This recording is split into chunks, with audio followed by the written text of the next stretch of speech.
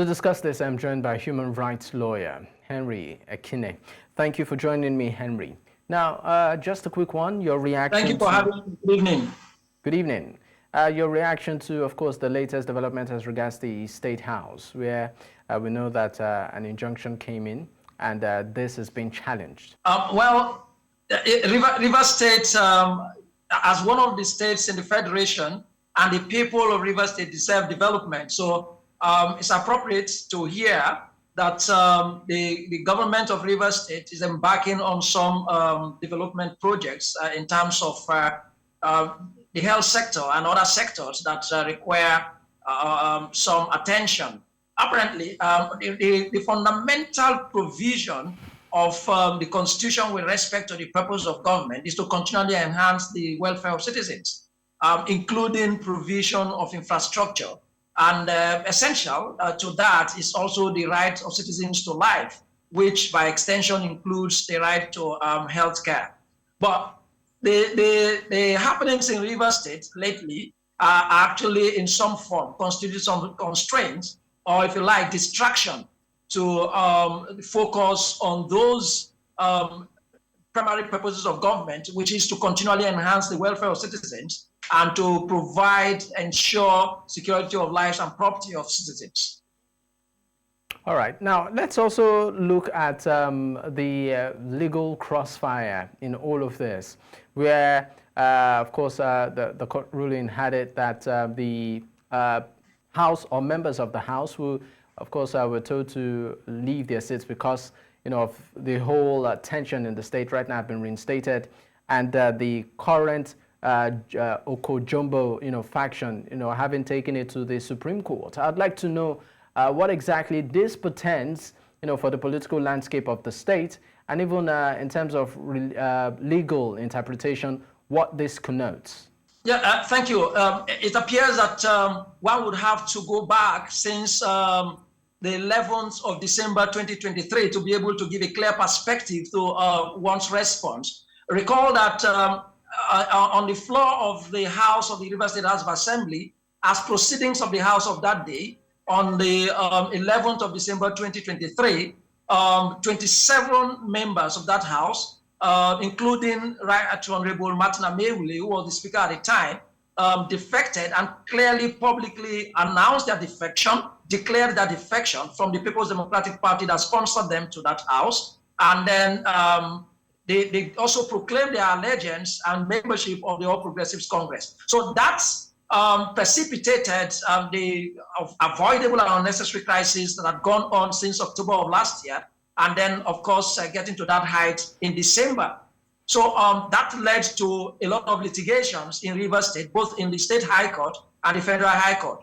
So the particular one that got to the Court of Appeal that was decided just a few days ago was an interlocutory injunction that was granted by the High Court of River State, presided over by Honorable Justice Charles N. Wale. And that particular matter was the one that Right Honorable Victor Oko-Jumbo, who currently is the Speaker of the University House of Assembly, having been so elected by some members. So he approached that court on the argument that whilst he is the Speaker, and then the other members of the House are carrying on legislative functions, that some other individuals who had ceased to be members of the House since December, and their seats haven't been declared by the former Speaker, Edison Ehie, are parading themselves and continuing to hold themselves out, impersonating the members of the University House of Assembly and even his position as Speaker. That is substantive matter that was before C.N. Wale, and the substantive matter was still there while the interlocutory order was made. So dissatisfied, Martin Ameule and others appealed to the Court of Appeal that led to the decision on Thursday to the effect that the State High Court lacked the jurisdiction to even entertain that matter in the first instance, let alone the order that was made to restrain Martin Ameule and others to parade themselves as members of the University House of Assembly.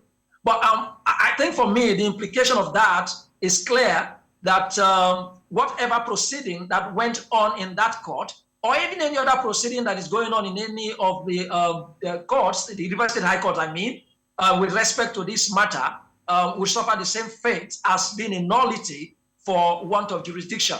But the matters that are subsisting before the Federal High Court, according to the decision of the Court of Appeal, that is the appropriate court, it means that those ones have life.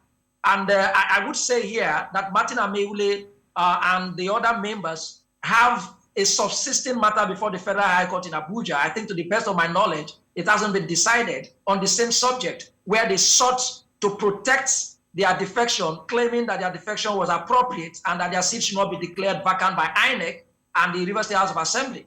Then back here in Port Harcourt, in the Federal High Court, there are two subsisting matters to the best of my knowledge, and at least I know, one by a political party and another one by the civil society organizations here on the same issue of vacation of the seats. So when Victor Oko-Jumbo, I understand, has approached or directed his lawyers to approach the Supreme Court to appeal against the decision of the Court of Appeal.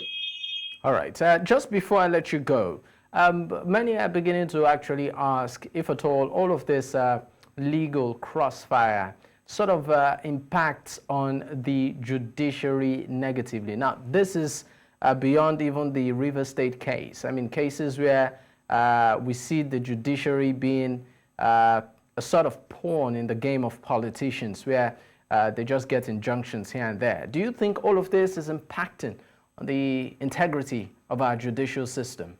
Yes, in some form, arguably. Then I think another regard will be where one would expect the judiciary to act promptly. Now, there are speculations, but not from me. Of course, I think as a lawyer, it has to be a matter of fact and with evidence for one to conclude whether any judicial officer is perverse or has been influenced otherwise. But I think that we have to have a judicial system or the judiciary that should be active and upright and prompt.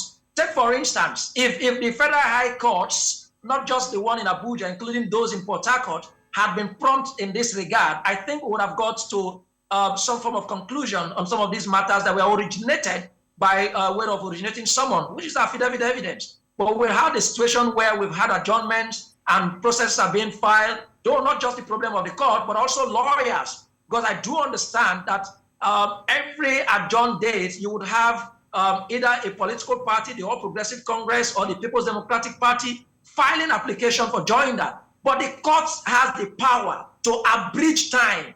The court has the power to declare an end to filing of processes in this matter. So they quickly determine this and let us know the fate of those 27 former members of the House. Then again, the judiciary, I think, will have to also understand that the society expects a whole lot from the judiciary in consolidating democracy. And they live in this society.